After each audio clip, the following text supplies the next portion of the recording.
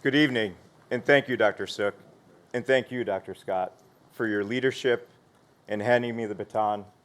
Thank you for everything. It's an incredible honor to address all of you for the first time as the president of the American Medical Association, and to do so surrounded by family, friends, and colleagues who are so dear to me. Many of you have traveled great distances to be with us tonight, and it means so much to me that you are here.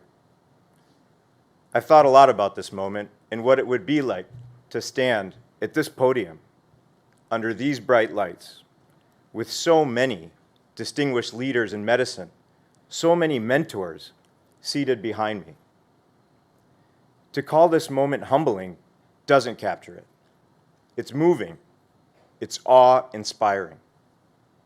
It's motivating because you feel like the world of medicine has placed an enormous responsibility on your shoulders to speak for the entire profession, to call attention to the challenges our patients face, and to illuminate the very common frustrations that are driving physicians away from medicine.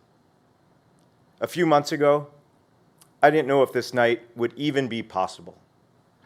As I lay in the recovery room from brain surgery at the Mayo Clinic, with tubes and wires monitoring my every movement, this night, this honor, this opportunity to improve healthcare seemed a very distant dream.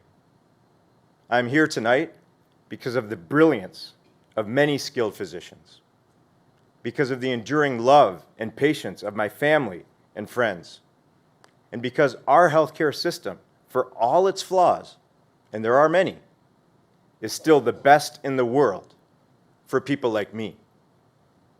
But that is not true for everyone. Most patients who walk through our doors have a much different experience. Will insurance cover this procedure? How much is this medication? How long do I have to wait to see a specialist for this lump in my neck? These are the questions that a vast majority of patients have to ask themselves. They experience a system that is ailing and in serious trouble. Like me, our health system needs the input of many skilled physicians, physician leaders across every state and specialty who are working together with incredible purpose and urgency. It needs the AMA more than ever. Leaders in our profession speaking with one firm and commanding voice. Our patients deserve better. Our physicians deserve better. Our nation deserves better.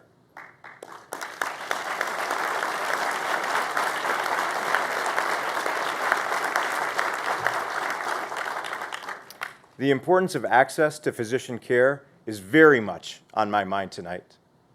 Right now, in order to save dollars from the federal budget, many in government are seeking to cut basic health insurance from the most vulnerable in our communities, from the kind of people I see every day in my practice in Flint.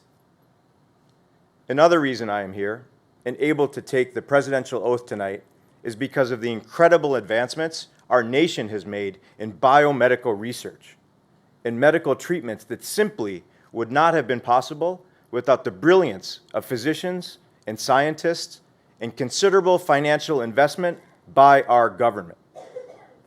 In fact, the medicine I'm currently taking, an IDH inhibitor, to help prevent growth and maybe even shrink my residual brain cancer, is a drug that was developed through a close partnership between pharmaceutical companies, academic researchers, and the National Institutes of Health, with major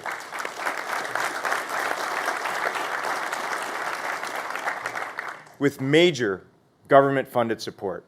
Millions of people like me, none of whom have this privilege, this stage, and this microphone, are alive tonight thanks to decades of government investment into research and exploratory science at leading universities and institutes. We cannot lose sight of what medicine and science have achieved in our lifetimes. And we cannot abandon this progress and endanger the health of millions whose illnesses could have been treated had we stayed on course.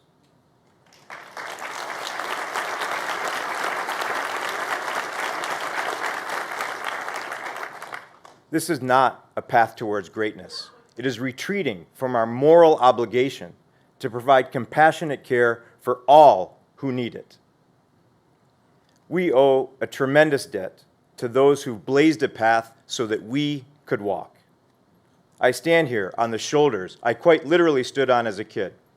Those of my parents, Apparao and Sumati, two immigrants from India who settled in this country believing it offered them and their future children opportunities that simply were not possible at home. They made great sacrifices to come to the US in the early 1970s without knowing anyone, without a community to guide them. They practiced medicine and cared for patients at a time when our country desperately needed it. They are part of a generation of immigrants, like those before them and those who still cross our borders today, who perhaps more than anyone else believe in what has long been called the American dream. They see our patchwork nation as a fertile land of near limitless opportunities, and they give back by building communities and raising their children to be leaders and to help others. It was my parents who, let's say gently, nudged me to pursue medicine after I briefly talked about becoming a broadcast journalist. And my family story begins in our hometown of Flint, Michigan, a small Midwestern city whose growth, decline, and resurrection symbolize the very worst and best of our nation. Flint is a city with a national reputation that simply does not paint the full picture. It has been my home throughout my life, a place where communities have struggled and rebuilt, a city with an underdog mentality, a tenacity that constantly works towards a better future.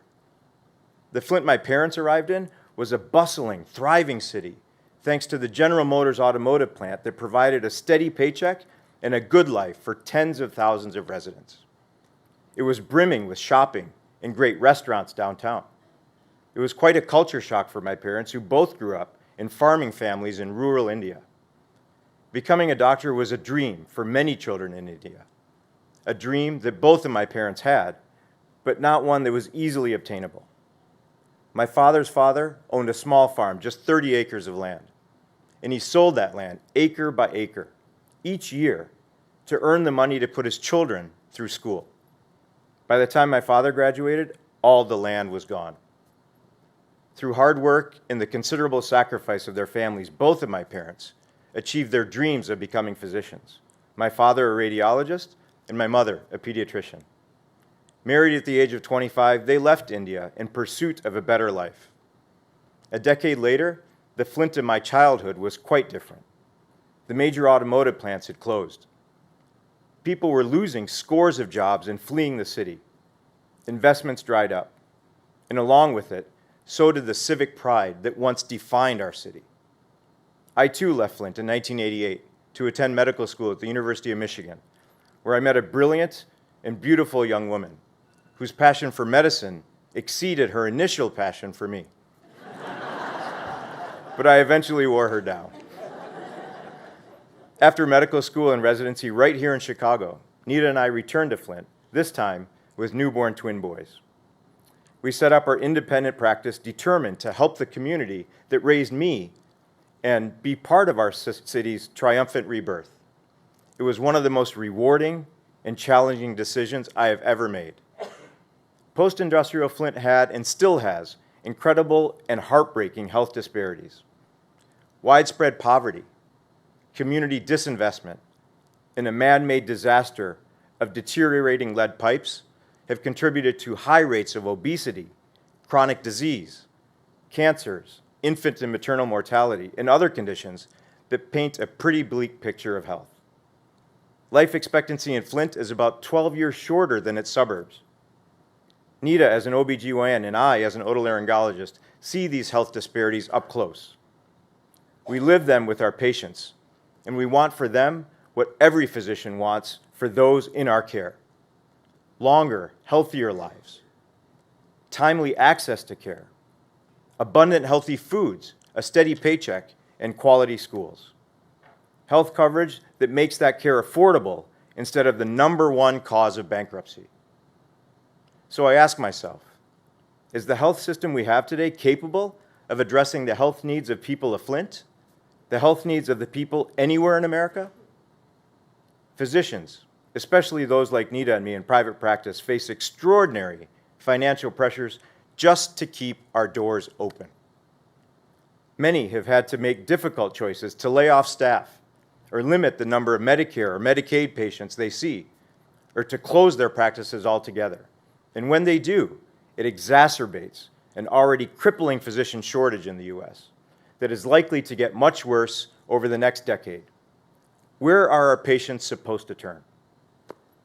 A couple weeks before I was scheduled to fly to Mayo for brain surgery, a patient called me to schedule a follow-up appointment for an ENT issue that she had.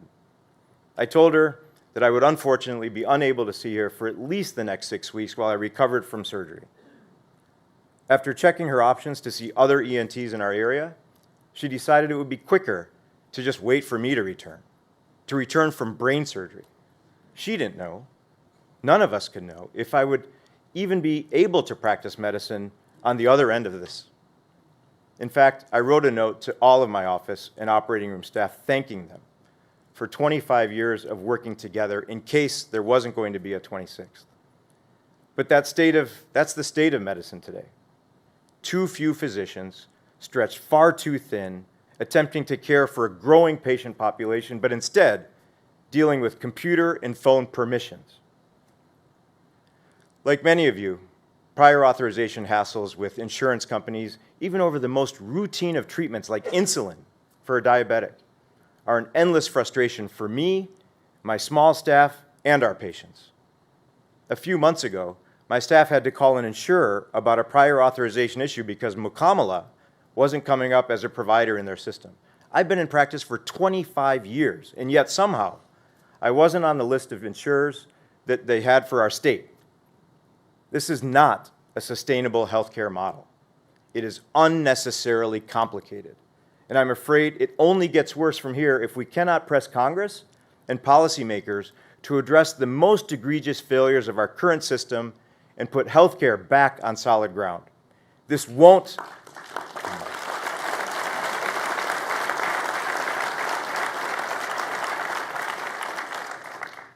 happen by accident.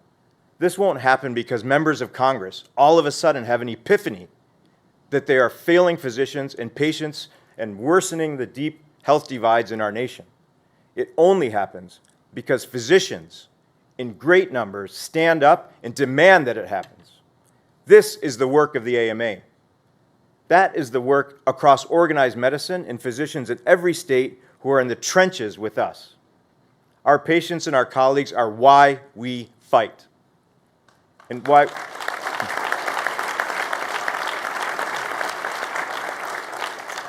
why we will continue to fight until our healthcare system truly reflects the values of our profession: compassion, access, a respect for human dignity and rights.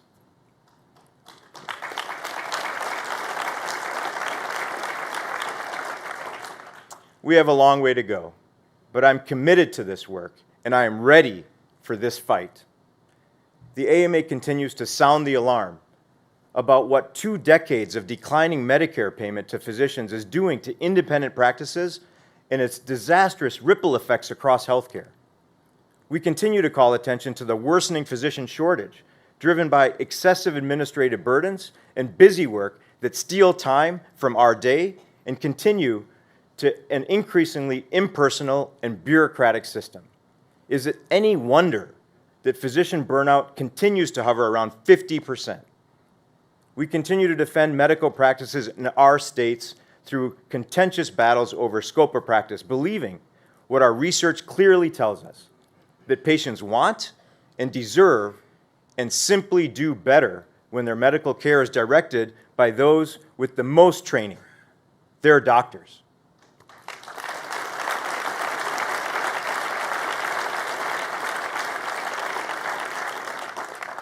We continue to influence the design and function of health technology so that it enhances, it augments what a physician can do. We continue to educate others about the deepening health inequities and the push for equity-centered policies that open the doors to care for all who need it. This is what it means to be a physician leader today, in this dramatic moment for healthcare in our country. What are we doing to create the kind of health system that meets the needs of our changing nation? What are we doing to ensure that our country will always be a land of opportunity for people like my parents, people who came here for a better life, believing one day that their son or daughter could stand on a stage like this and carry this torch forward? For so much of my career, my view of the patient experience and the needs of our health system have been sharpened by what I see in my practice and what I experience through the difficult work of organized medicine. This perspective changed forever last November at the AMA's interim meeting in Orlando. I was giving a rather routine talk to physicians and medical students at the Minority Affairs section meeting when my speech became kind of garbled, and for a minute or two, I just wasn't making any sense. It was one of those moments when I was lucky to be in a room full of physicians that knew me well. Although I didn't realize what was happening, colleagues in that room, some of whom are here tonight, worried that I might have suffered a stroke and urged me to get evaluated. A few days later, an MRI revealed the kind of diagnosis that shakes a person to their core: an 8-centimeter temporal lobe cancer on the left side of my brain, one that likely had been growing for years. A lot happens when you get diagnosed with a brain tumor. There's a lot to process, not only for the person with the tumor, but the loved ones in their life. For me, a physician with a highly analytical mind who tries to keep his emotions in check, the question was simple. Okay, I've got a brain tumor. Now what? I was fortunate that within a couple days of this MRI, I had half a dozen opinions from leading experts and ultimately an appointment at the Mayo Clinic with some of the world's best neurosurgeons and neuro-oncologists, these guys. Thank you.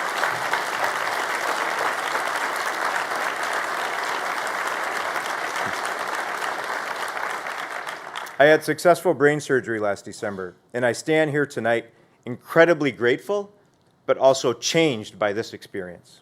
No, not because my brain is smaller. Don't even joke about it. I've changed because I have a better understanding of our healthcare system. After 25 years as a practicing physician, I was on death's door as a patient. As Nita and our sons will tell you, I have found a well of emotion inside me that I had long ago buried. Unfortunately for them, they now bear the brunt of it. I speak to others about my experience as often as I can, to medical students and residents, to reporters, to fellow physicians, and to fellow brain tumor patients. I've even started a file on my computer that I simply call Tumor Wisdom, and in it, I reflect on how fortunate I am, what insights I have gained about medicine, and what our patients need from us. Some of the musings are quite personal, like the note that talks about how impatient and intolerant I can be with patients who have psychological needs on top of their physical needs. I know this to be a character flaw, not in my patients, but in me, and I'm working on it.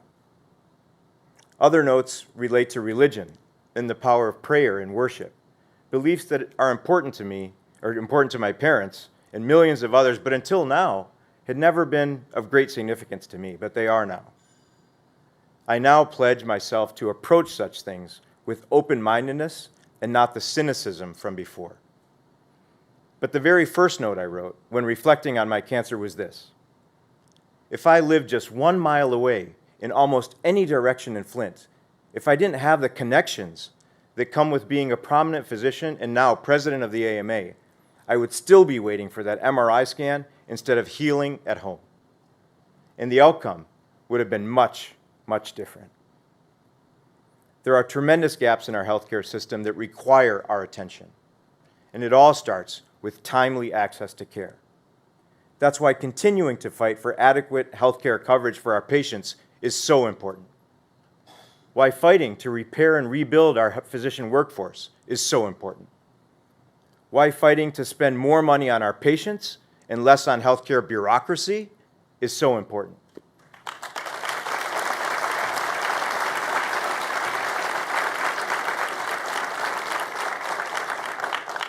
why fighting to remove the barriers to care that impact so many people is so important, and why fighting for a sustainable, equitable healthcare model is so important.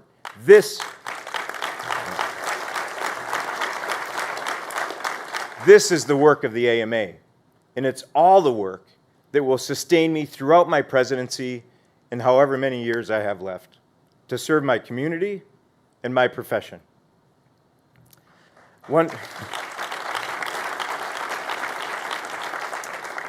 other note of tumor wisdom that I wrote down says, don't wait to show affection to people until a moment like this. And so, I stand here tonight with immense gratitude, not just for the support that I have received in the last few months, but for the support from loved ones and friends throughout my career and on my journey to becoming AMA president.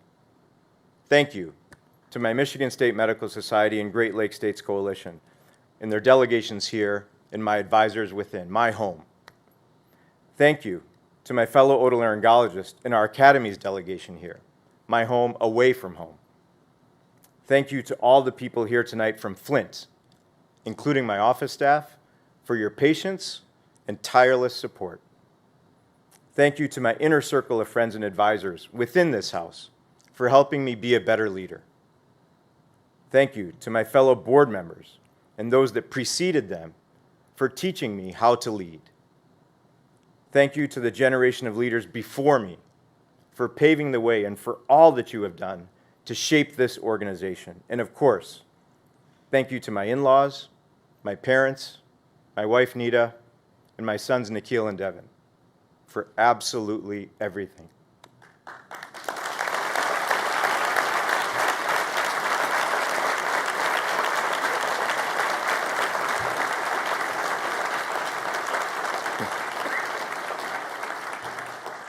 There is no doubt that our nation and our profession face many challenges right now.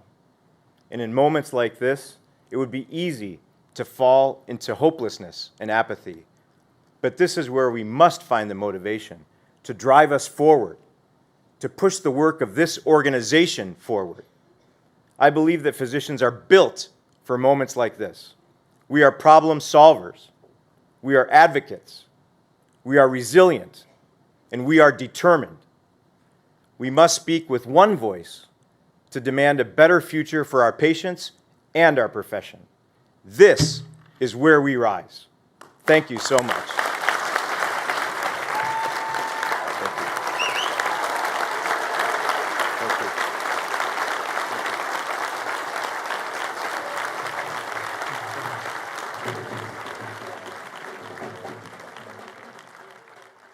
Please